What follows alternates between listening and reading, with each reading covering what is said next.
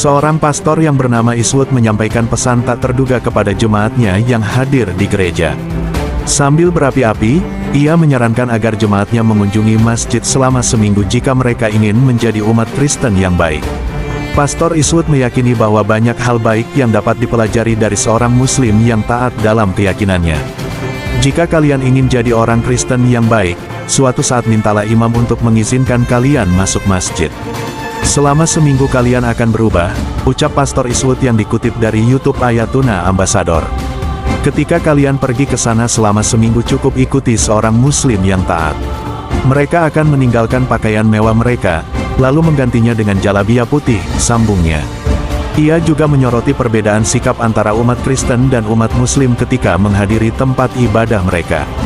Pastor Eastwood menekankan bahwa orang Muslim menunjukkan ketaatan dan rasa hormat yang tinggi saat memasuki masjid, sementara kita seringkali ada kurangnya rasa hormat dan ketaatan di gereja. Semua yang kalian anggap tidak penting itu Muslim lakukan semuanya. Kemudian mereka memasuki masjid tanpa duduk di kursi, mereka duduk di karpet, lanjutnya. Ada semacam omong kosong yang diserukan tentang gereja dan di dalam gereja. Ada hal-hal yang tidak berani dilakukan di gereja namun malah dilakukan di masjid. Andaikan kita, umat Kristen, diperintahkan ruku dan sujud, membersihkan diri kita sebelum masuk gereja banyak orang akan berhenti ke gereja, ujarnya lagi.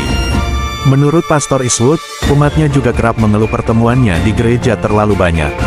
Sementara, orang Muslim setiap hari ke masjid untuk beribadah. Bukan cuma sekali seminggu, setiap hari dan mereka pergi berapa kali? 5 kali.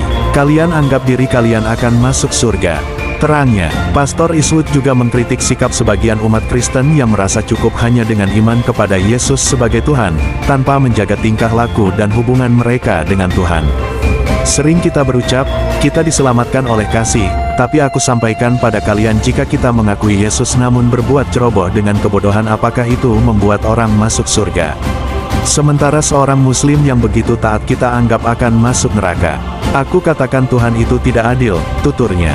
Dengan khotbahnya yang memicu banyak pertanyaan dan refleksi, Pastor Eastwood ingin jemaatnya memahami pentingnya ketaatan, komitmen, dan sikap hormat terhadap agama dan sesama manusia.